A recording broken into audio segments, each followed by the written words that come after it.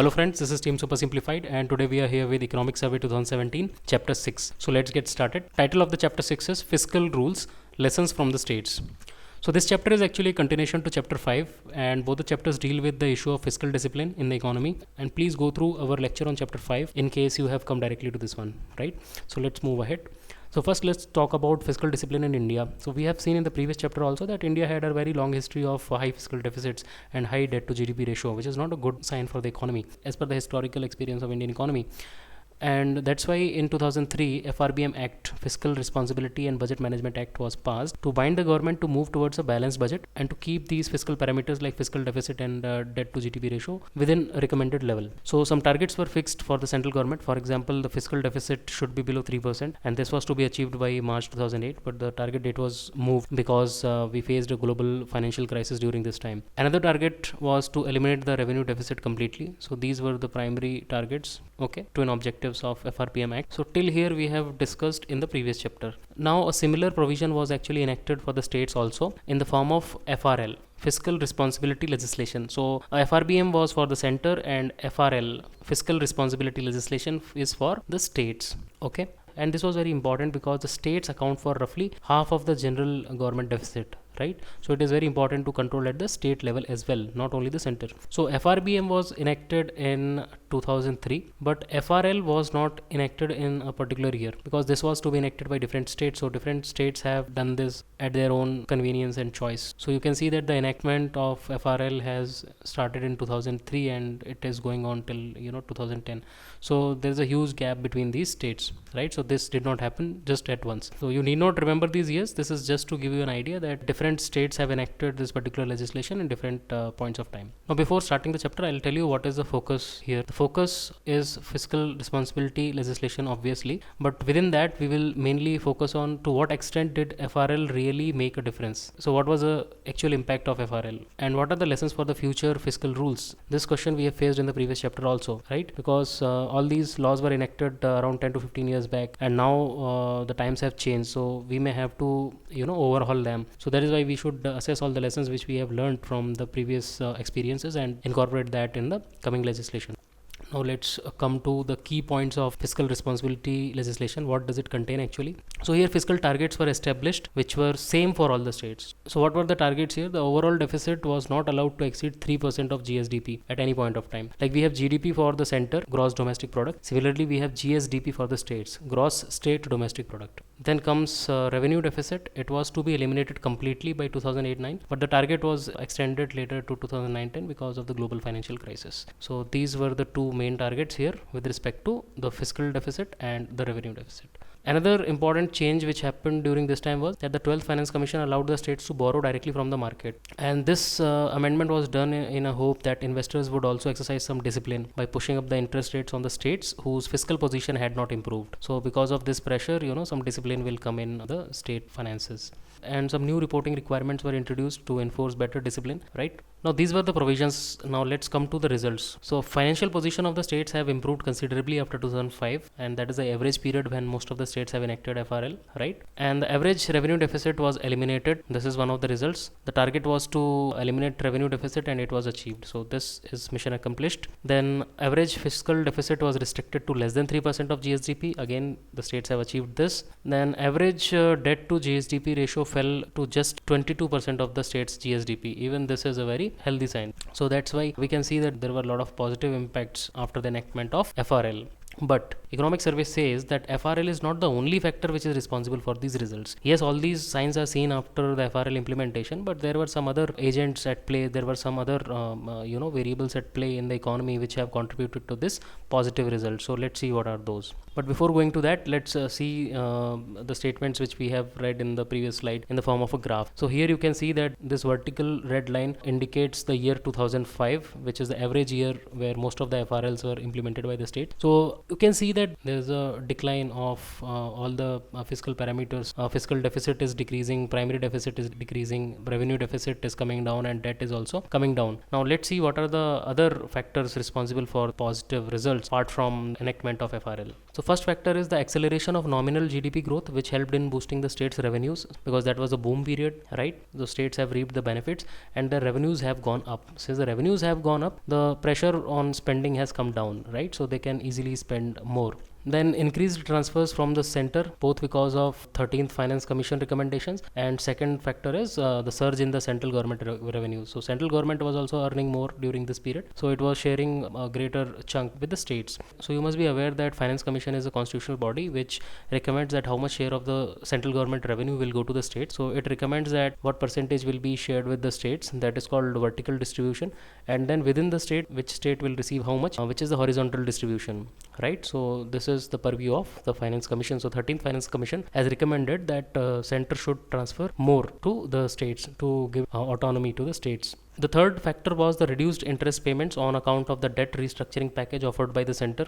Then the fourth point is reduced need for spending by the states, because the center started many new centrally sponsored schemes where a lot of social sector programs were now sponsored by the center. So the states need not spend that much because center is taking care. So these are some of the other complementary factors which have contributed to a positive fiscal scenario for the states on average.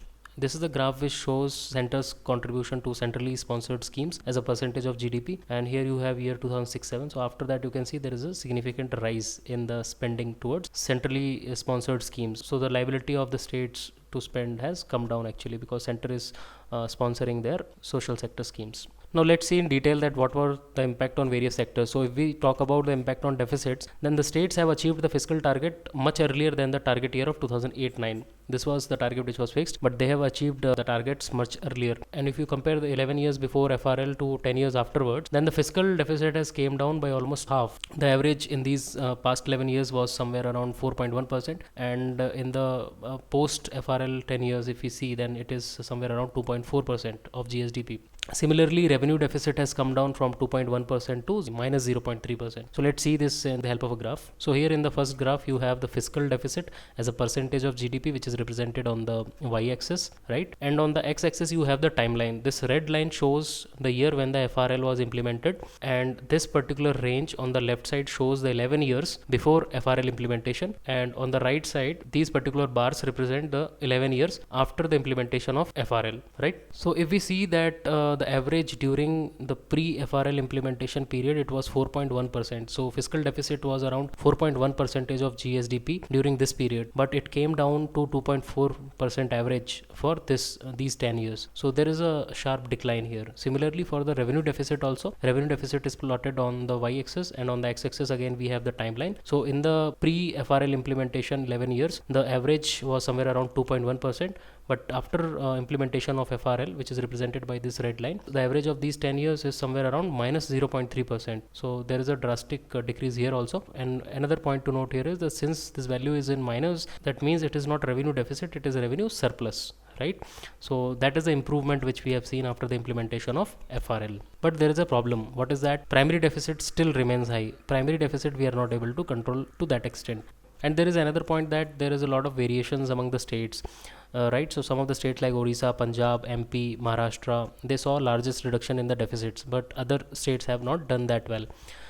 So let's see the state-wise comparison now. So here on the y-axis you have all the states listed out, and on the x-axis you have the percentage change in the fiscal deficit to GSDP ratio. So you can see that it is maximum for Odisha, MP, Rajasthan, Maharashtra, all these states, and some of the states are actually lagging behind like Haryana, West Bengal, Karnataka, Uttarakhand, Kerala, etc.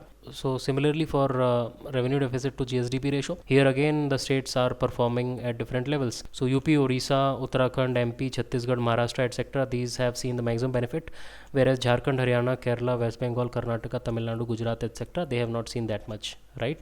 And Jharkhand is it is an outlier here. You can see that there is hardly any cut in the revenue deficit even after implementation of FRL. So this is the variation between the states. So economic survey analyzes the impact of FRL in another dimension, that is off the budget expenditure. So what is the concern here? It says that the strict fiscal rules implemented in the form of FRBM Act or in the form of FRL, they tend to encourage the governments to shift the spending of the budget, because you are monitoring the budget very closely and you are monitoring all the parameters. So what they will do, they will not show the spendings in the budget. They will not plan it in the starting of the year. They will show a balanced budget to comply with the regulatory requirement, but later they will spend that amount on the desired schemes and programs. But the thing is, by their their very nature, these off budget items are actually difficult to measure and they are not centrally compiled or accounted. So this expenditure channel, it undermines the power of the fiscal rules, because you will be showing a very goody figure in the budget, it will be balanced and all, but fiscal discipline will still not be there. So the purpose of enforcing these fiscal rules will be defeated. So this is the theoretical aspect. Let's see how Indian states have performed in this particular respect. So economic survey says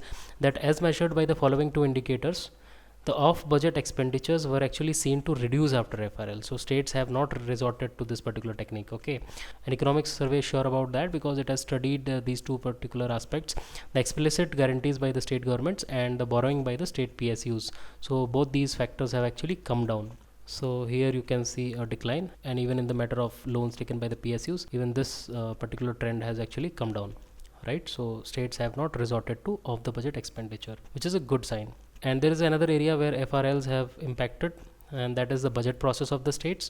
So economic survey says that there was a positive impact on the states budgeting process. How? Because after the introduction of FRL, the states exercise of forecasting revenues and expenditures was found to be accurate, and this was necessitated by the fact that not doing so would force them to make large spending adjustment at the end of the year to meet their fiscal targets. So they are cautious from the starting of the year itself, right? So that is one good sign. Now accurate forecast of revenues and expenditures is actually coming from the states, so some kind of discipline even in this particular aspect. Another important point here is that there is a rise in the state cash balance. And why is that happening? Because of the more centrally sponsored schemes. Again, it is dependent on cash transfers by the center. So just in case central cash transfers get delayed, the state still has to run the shows. So they keep some cash balance, just to handle some emergency.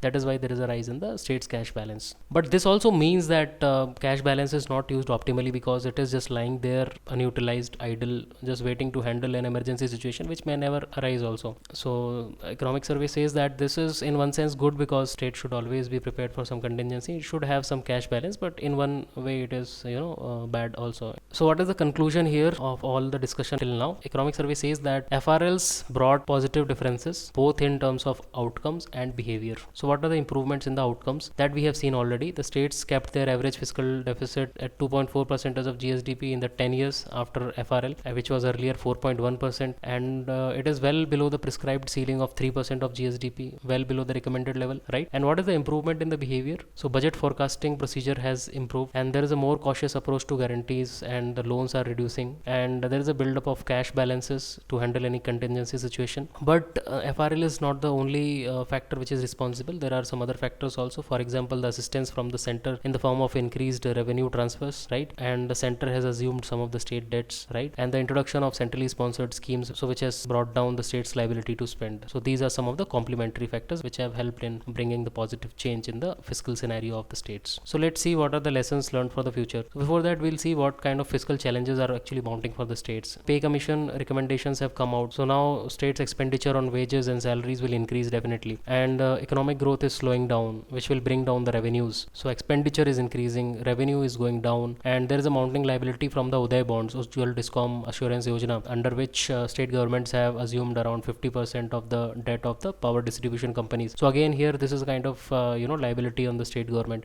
So again their revenue is coming down, right? So this is building a lot of negative pressure on the state budgets. So that is why state should implement some of the lessons learned from the previous experience. So first lesson is that we should go back to incentive based mechanism for allocating resources across states based on the state's own fiscal performance as recommended by the 13th Finance Commission, because that is when the competition between the states will increase, and states will try to perform better. And greater market based discipline on the state government finances is needed, and the center has to set an example for the states by keeping its own fiscal deficit in check. Now let's have a quick recap of what we have studied here. So first we saw fiscal discipline in India. FRBM Act 2003 was enacted for central government to keep the fiscal parameters within a respectable range, and fiscal responsibility legislation were enacted for the states. Most of the states have done that around 2005 financial year. So what is our focus while studying this chapter? The first thing will be to what extent FRL implementation has helped in curbing debt and the deficit, and what are the lessons learned for the future fiscal policies. And then we saw FRL key points, the key provisions of the recommendations. So fiscal deficit of the state should be below 3% of their GSDP, and they should eliminate revenue deficit completely by 2008-9. And then we saw the results. So average revenue deficit was eliminated, target achieved. Average fiscal deficit came below 3% of GSDP, and average debt to GSDP ratio came down to 22% of GSDP. So on all these these three fronts, the states have done a good job. But economic survey says that FRL is not the only factor which is responsible for this improvement. There are some other factors. For example, the acceleration of the nominal GDP, which helped in boosting the state's revenues, and there was an increase in the transfers from the state as recommended by the 13th Finance Commission. And then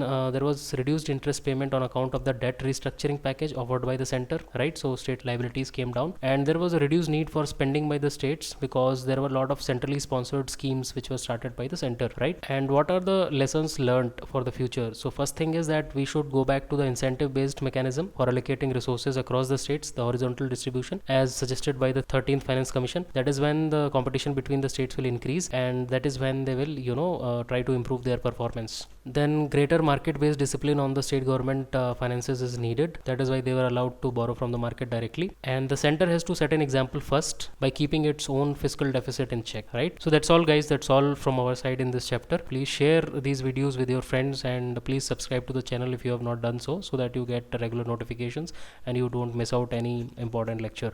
And please provide your feedback in the comment section, and you can download all these slides from our Facebook page, right? We'll see you with the next chapter soon. Till then, take care, bye bye, and prepare well.